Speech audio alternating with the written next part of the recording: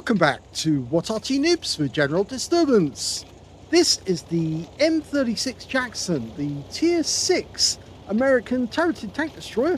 It's located on the attack team on Redshire Assault, and it's under the command of YouWho of 606. Game on! Well, the Jackson is famous for being the 90mm armed anti-tank, well, not anti-tank, it was a tank destroyer based on the M10 Wolverine. They called it Jackson after General Jackson. In fact, it was the British who called it that. Originally, the Americans called it a slugger.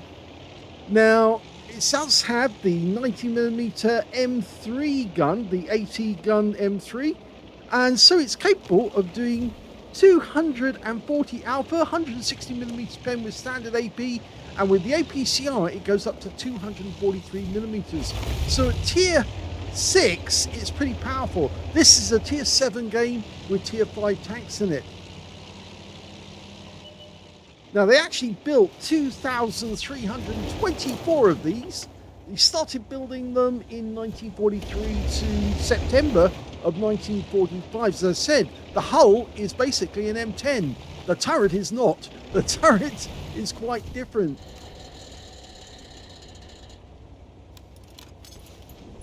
Okay, we do have some targets down to the south, and he didn't get spotted, but he can now ruin that bathtub stay, and he does get a hit for 251. That bathtub doesn't know where the shell came from, and no, never will, because he's out the game. Now it looks like that AT-15A, the premium British tank destroyer, is hiding behind the rock at the moment. So I'm not sure we can get a shot on him, but we can definitely hit that guy. And that's the AMX M445. There's the AT-15. He's come out at last. And he takes a round for 252. High roll. Now they are facing this way now.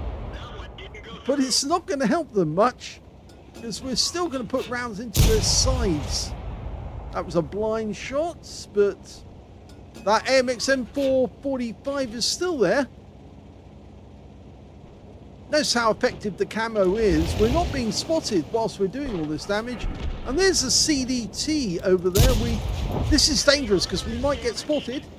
Nope, we're okay. And another one goes straight through the front, and that was an average roll. CDT pulls back, but he takes another round. So YouWho's actually having a fantastic game. Manages to punch around through the G3485 and tries a blind shot there. The AT-15 is, well, we've got the side of him, so easily penetrate through the sides. Not so much through the front, but through the sides, not a problem. And he just killed the AT-15. Now he can finish. Oh, no, the T-3485 goes down to our SU-152. Okay, looking back out. He was a bit tunnel vision there for a moment, but there's a KV-1 over there somewhere. Now we can see the AMX M445 again. Let's see if we can get another kill. As you notice, the gun handling isn't so great. It's not so good, but the damage and the accuracy are fairly good. More ammunition than the Hellcat, of course. This thing carries 47 rounds at 90mm. And another nice hit on the KV-1. Now we can't see that AMX M445. Oh, there he is. He's popped up again. The M445 goes down. It's not to us. It's to the SU-152. So he gets another kill. Oh, but we lose him. And we narrowly miss the KV-1. But he is getting close to a one-shot. And there you go. So that's 3 kills so far for YouWho. And we're 3 up on the enemy. So we're doing well so far, because we're at around about the 60... one third of the battle has completed. It looks to me like everything is clear on this side. Oh, there goes the T-37. At least I think it's a... No, it's not a T-37. It's a T-67. And he's running away now. He got hit and he suddenly realised, oops, I don't want to be here. In fact, actually aim for that archway. Nope, he went the other side. Okay. It looks like the enemy is doing most of their damage in the north, and they're keeping us at bay over there, but with 4 tanks up on the enemy now, and we can afford to change position. I'm a bit worried about that CDT though, but he's doing the right thing to get close so we can then start helping the guys in the north. There's an enemy CDT. Oh, we got spotted. The enemy has loads of CDTs as well. This game is from some time ago when the CDT first came out. Okay, well, he can force those guys to come to him if he actually goes into the cap circle. They'll have to come and try and get a reset. Nope, pops out of the cap circle. He certainly wants a shot at that CDT. Oh, that could be a one-shot. No need. The CDT goes down to our M6. Okay, so he's pushing on because the enemy in the castle grounds is actually gone. So he can still get more damage. Now, this tank destroyer does have poor camo, relatively poor mobility. As you're seeing, it's very slow to move about. Top speed 42 kilometers hours forward, 11 back. The only strong armor is on the front of the gun or on the front of the turret. Well, on the front of the hull it's 114 millimeters, and the front of the turret's actually 76. So it's actually the other way around. But it's fairly weak elsewhere. So if you do get hit with a round, it could be fatal. We've got 2 in the cap at the moment. Should force the enemy to come out of those bushes. They've got an IKV-65 too. There he is. He's actually been spotted. He's trying to make his way towards the cap. Now, we could get shot in the side by that T-67, but the IKV's gone. There's the T-67 off in the distance. And he dies before we can get a shot in. And that means now they've only got a Hellcat, a Stug G, and of course the M41 HMC. And they're more than likely in that direction. Yes, there's one of them. It's the Stug. Nice shot. Gets a high roll off that one. Can he get the kill shot? Yes, he does. That's 5 kills. One more and he gets the top gun.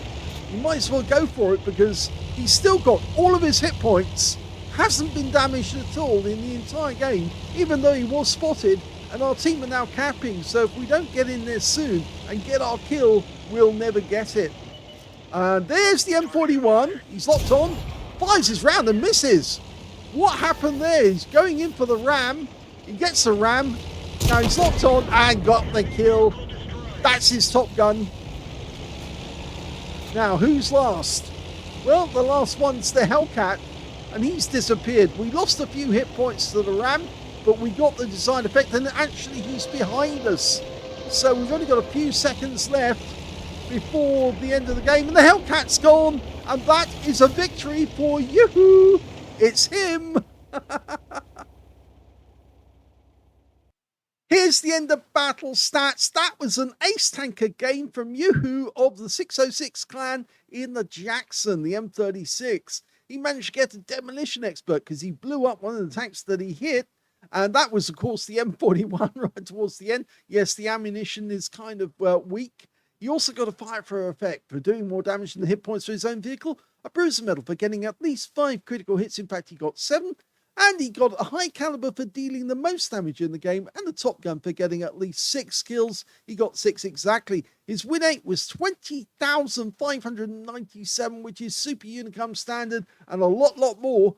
And that's mainly down to the fact he did so much damage. Look at this, almost 4,000 as he says. The highest damage in the game was 3,993.